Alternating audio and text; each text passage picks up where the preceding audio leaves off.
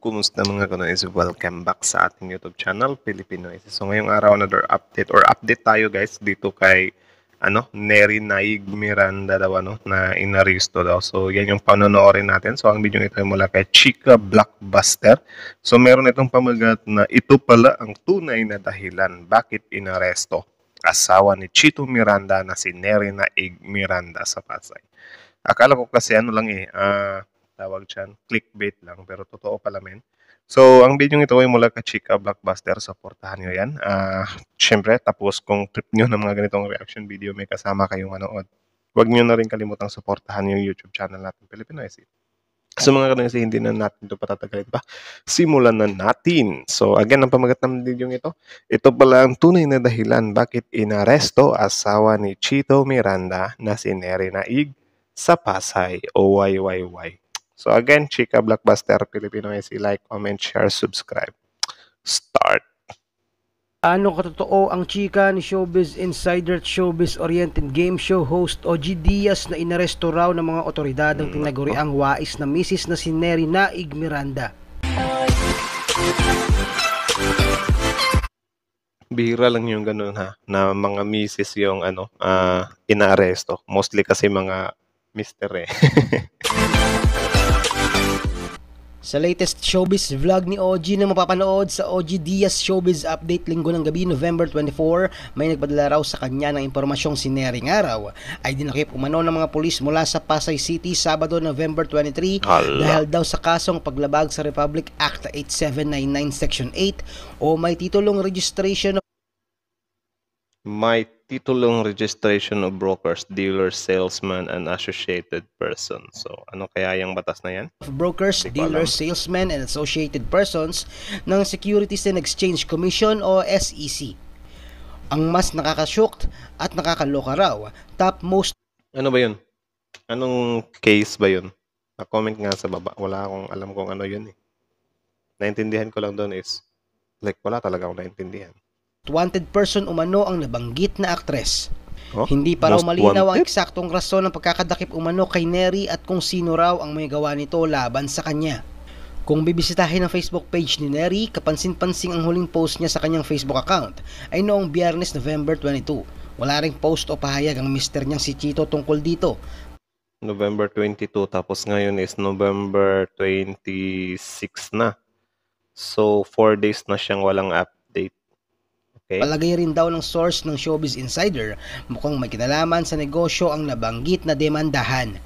Mas mainam daw namang galing mismo kay Neri ang paglilinaw Possible tungkol din yun. sa nabanggit na impormasyon. Pahayag pa ni OG. Okay, so yun pala yun. So, again, ang video ito ay mula kay Chika Blockbuster. So, supportahan nyo yan. Original video link in the description box below. Tapos, syempre, ang ikli lang pala ng video yun. Tapos, syempre, kung trip nyo ng mga ganitong reaction video, may kasama kayo manood, huwag nyo na rin kalimutan supportahan yung YouTube channel natin, Filipinoise. So, like, comment, share, subscribe.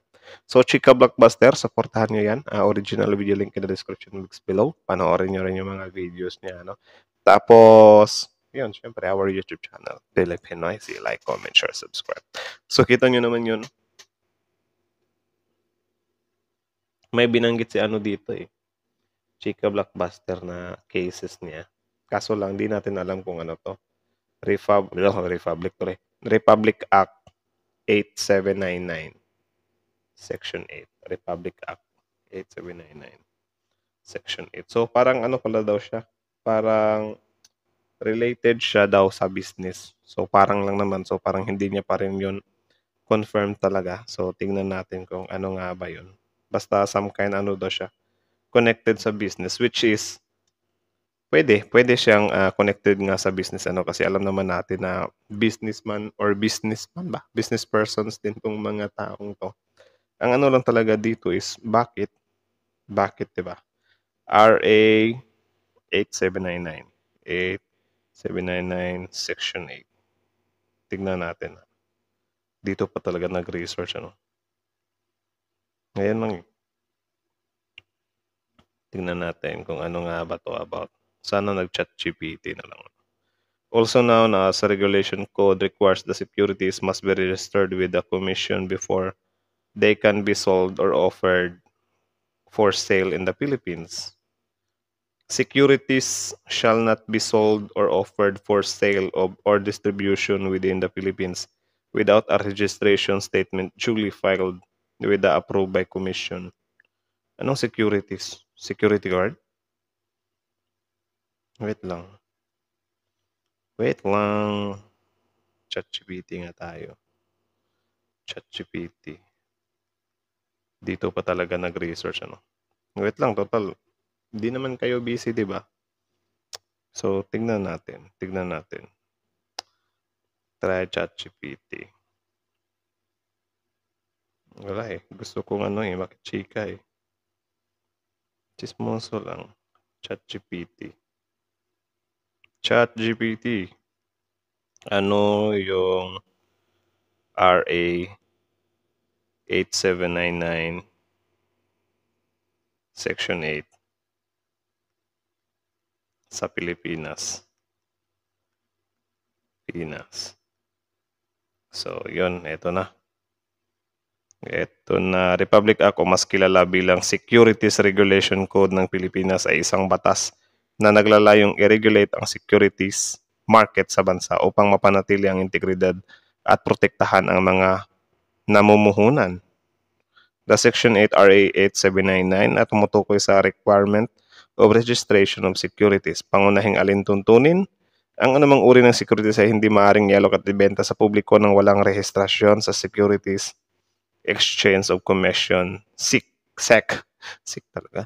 Kailangan ng registration statement bago ang pag-aalok o pagbibenta. Kailangan maghain ng registration.